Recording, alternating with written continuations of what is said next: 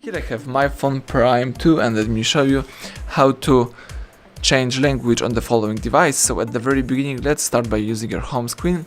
Here you have to tap apps icon right here. Let's scroll down in order to select the settings. Here you have to choose the personal tab, and under personal tab let's choose language and input. Afterwards tap on languages right here, and as you can see right now we are using the English from United States, but you can also choose add a language, and here you should see the full list of available languages that you can use on this device. So in my case, let me use for example the Spanish. Let's tap on Español, for example from España, and as you can see right now you can place the Spanish into the first position. And right now you are using the Spanish as your default language, so the whole list of settings and also applications are in Spanish. If you would like to go back to previous version, so to English one, let's tap apps icon, find and select ajustes,